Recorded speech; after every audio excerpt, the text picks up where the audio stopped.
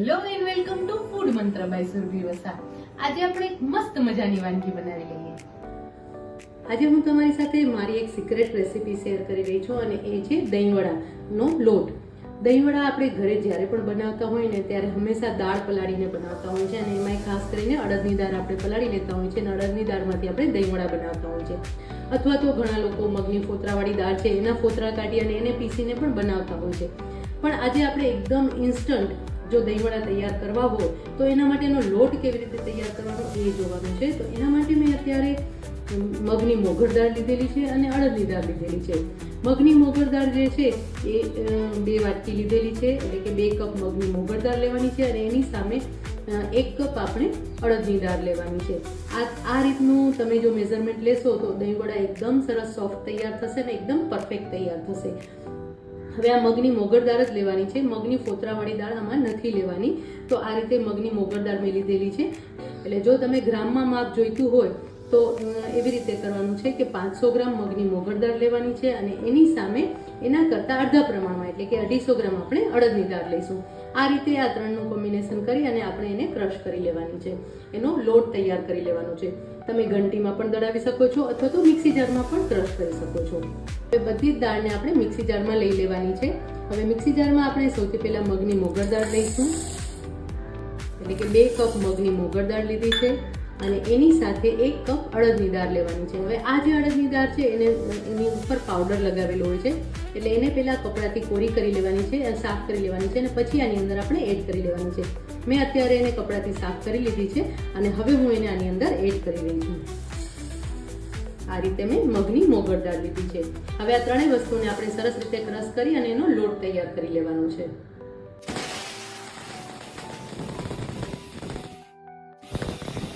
જો આ રીતે એકદમ લીસો લોટ આપણે તૈયાર કરી લેવાનો છે અને તમે જોઈ શકો છો કે આ જે લોટ છે એકદમ લીસો છે. આ રીતનો એકદમ લીસો લોટ તૈયાર કરવાનો છે, કરકરો લોટ નથી તૈયાર કરવાનો. તો હવે આ જે છે એ દહીંવડા માટેનો લોટ તૈયાર થઈ ગયો છે. આ લોટમાંથી તમે દહીંવડા બનાવશો તો એકદમ પરફેક્ટ તૈયાર થશે. તો આ લોટને અત્યારે આપણે એક બરણીમાં સ્ટોર કરી શકીએ છીએ. આ જે લોટ છે એ જો ફ્રીઝમાં તમે સ્ટોર કરશો તો લગભગ 2 થી 2.5 મહિના સુધી એકદમ ફ્રેશ રહેશે અને એમાંથી દહીંવડા પણ ખૂબ જ સરસ તૈયાર થશે. અને આ જ દહીંવડામાંથી તમે બીજી પણ ઘણી બધી વાનગી બનાવી શકો છો. આ દહીંવડાનો જે લોટ છે એમાંથી જો તમે ચોળાફળી બનાવશો ને તો એનો સ્વાદ પણ બહુ જ સરસ આવશે. તો દહીંવડાનો લોટ તૈયાર થઈ ગયો છે, આપણે એને સ્ટોર કરી લઈએ. મસ્ત મજાની ચાટ એવી આજે આપણે દહીંવડા તૈયાર કરવાના છે. દહીંવડા બધાના ફેવરિટ છે અને બધાને બહુ જ મનપસંદ છે, પણ એમાં બહુ જ લાંબી પ્રોસેસ હોય છે. તો આપણે જે દાળ પલાળવાની અને પીસવાની છે એ આખી પ્રોસેસ કટ કરી નાખી છે અને એકદમ ફટાફટ તૈયાર થઈ જાય એવા ઇન્સ્ટન્ટ દહીંવડા બનાવવાના છે. તો એના માટે મેં અત્યારે દહીંવડાનો લોટ લીધેલો છે. હવે આ લોટની રેસીપી જો તમને જોઈતી હોય તો ડિસ્ક્રિપ્શન બોક્સમાં એની લિંક આપેલી હશે, તો તમે એના ઉપરથી આ લોટ કેવી રીતે તૈયાર કર્યો એ તમે જોઈ શકો છો. આ લોટમાં મગની મોગર દાળ અને અડદની દાળનું કોમ્બિનેશન કરેલું છે. તો અત્યારે આપણે 1 કપ લોટ લીધેલો છે. 1 કપ એટલે અત્યારે આ 1 કટોરી લોટ છે, જે હાફ કપ છે. જો મેઝરમેન્ટ કપ તમે લેતા હો તો એ હાફ કપ છે અને આ 1 કટોરી મેં લોટ લીધેલો છે. હવે એની અંદર આપણે મીઠું એડ કરી દઈશું, ½ ટીસ્પૂન મીઠું એડ કરીશું. આ જે અત્યારે મેં હાફ કપ લોટ લીધેલો છે એમાંથી લગભગ 8 થી 9 નંગ દહીંવડા તૈયાર થશે. હવે એની અંદર આપણે 1/4 ટીસ્પૂન હિંગ એડ કરી દઈશું અને પાણી એડ કરવાનું છે, ખીરું તૈયાર કરી લેવાનું છે. જે મેં કપ લીધું તો હાફ કપ જે છે એટલે કે આ જે કટોરી છે એ અડધી કટોરી આપણે પાણી એડ કરી દઈશું અને ખીરું તૈયાર કરવાનું છે. અત્યારે મેં 5 કટોરી જેટલું પાણી ઉમેર્યું છે અને મિક્સ કરી લીધું છે અને પછી જરૂર લાગશે એ પ્રમાણે આપણે એની અંદર પાણી ઉમેરીશું. હજી આની અંદર આપણે થોડું પાણી ઉમેરી દઈશું. આ રીતે ખીરું તૈયાર કરી લેવાનું છે. હજી થોડું ખીરું ઢીલું જોઈશે આપણે. ટોટલ પાણી આપણે 5 કપની અંદર 1 ચમચી વધારે એટલું આપણે પાણી આની અંદર એડ કર્યું છે. જો આ રીતનું ખીરું તૈયાર થયેલું હોવું જોઈએ. આ ખીરું સરસ તૈયાર થઈ ગયું છે. હવે આ ખીરુંને રેસ્ટ આપવાની પણ જરૂર નથી. આ ખીરું તૈયાર થઈ ગયું છે. હવે આ ખીરુંને ફર્મેન્ટ કરવા એટલે કે એને વધારે સોફ્ટ દહીંવડાને વધારે સોફ્ટ બનાવવા માટે આપણે ફ્રૂટ સોલ્ટ એડ કરવાનું છે. હવે એમાં આપણે 1 ટીસ્પૂન જેટલું ફ્રૂટ સોલ્ટ એડ કરીશું. આ 1 સ્પૂન છે, આ 1 ટીસ્પૂન જેટલું આપણે ફ્રૂટ સોલ્ટ એડ કરી દેવાનું છે. જો અત્યારે હું આટલો ફ્રૂટ સોલ્ટ એડ કરી રહી છું. અને એના ઉપર 1 ટીસ્પૂન પાણી ઉમેરી લઈશ, એટલે ફ્રૂટ સોલ્ટને આપણે સરસ રીતે એક્ટિવ કરી શકીએ. અને હવે એને મિક્સ કરી લેવાનું છે. ફ્રૂટ સોલ્ટને પ્રોપરલી મિક્સ કરી લેવાનું છે. હજી 1 ચમચી જેટલું આપણે પાણી એડ કરીશું. તમે જોઈ શકો છો કે ખીરું છે એકદમ લાઇટ થઈ ગયું છે અને એનો કલર પણ એકદમ ચેન્જ થઈ ગયો છે. હવે આ જે ખીરું તૈયાર થયું છે એની અંદરથી આપણે વડા તૈયાર કરી લેવાના છે. તો તમે આવી રીતે સ્પૂનથી લેશો ને તો તમને ખબર પડશે કે એકદમ સરસ લાઇટ થઈ ગયું છે ખીરું અને એનું લુક પણ બહુ જ સરસ આવી રહ્યું છે. એકદમ ફ્લફી પણ થઈ ગયું છે. હવે આમાંથી આપણે વડા તૈયાર કરી લઈએ. તેલ એકદમ સરસ ગરમ થઈ ગયું છે. તેલને મેં સાઈડમાં ગરમ કરવા રાખી દીધું હતું અને હવે આવી રીતે ચમચાથી આપણે વડા પાડી લેવાના છે. એટલા સરસ ફૂલીને મોટા થશે અને આ જે દહીંવડા છે એકદમ સરસ સોફ્ટ તૈયાર થઈ જશે. દહીંવડામાં વચ્ચે ગાંઠો પડી જાય છે કે દહીંવડા સોફ્ટ તૈયાર નથી થતા, એ બધા જ પ્રોબ્લેમનું સોલ્યુશન આ દહીંવડા બનાવશો ને એટલે આવી જશે.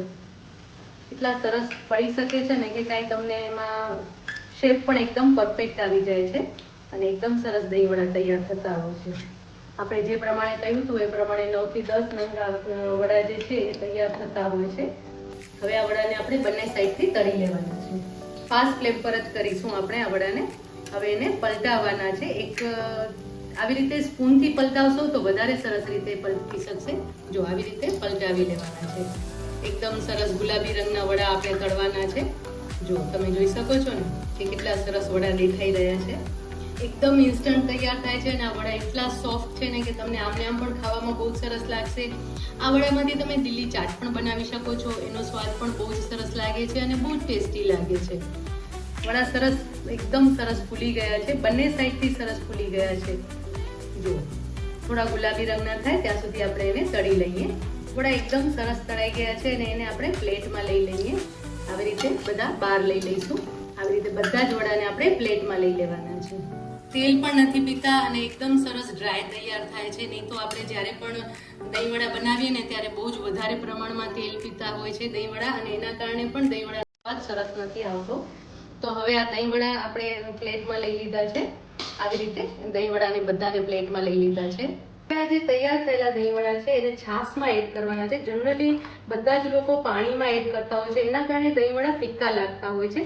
પણ આ મેં છાશ લીધી છે એની અંદર હું મીઠું એડ કરી દઈશ અને આ જે તૈયાર થયેલા દહીંવડા છે એ આપણે છાશમાં એડ કરી દઈશું અને એને આપણે પલળવા દઈશું. આવી રીતે એને લગભગ 5 થી 10 મિનિટ સુધી રહેવા દેવાના છે, જેથી કરીને એકદમ સરસ સોફ્ટ થઈ જાય અને પછી આપણે એને સર્વ પણ કરી શકીએ છીએ. તો દહીંવડાને આપણે પલળવા દઈએ. સૌથી પહેલા પ્લેટમાં થોડું દહીં આપણે મૂકીશું. થોડી મીઠી ચટણી ઉમેરી લઈશું. થોડી ગ્રીન ચટણી પણ ઉમેરી લઈશું. આમ કરવાથી દહીંવડાનો સ્વાદ વધારે સરસ આવે છે. આ રીતે સર્વિંગ કરવાથી નીચે પણ દહીંનો સ્વાદ અને ચટણીનો સ્વાદ આવે છે અને ઉપર પણ આપણે એડ કરીશું. હવે એની અંદર વડા મૂકી દઈશું.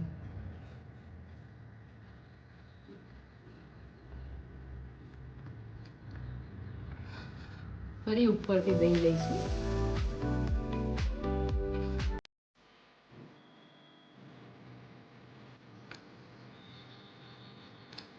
સાથે મીઠી ચટણી,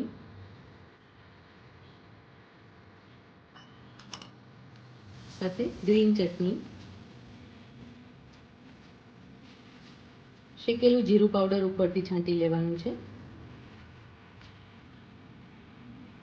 લાલ મરચું પાવડર ઉપરથી છાંટી લઈશું. થોડા પ્રમાણમાં કોથમીર છાંટી લઈશું.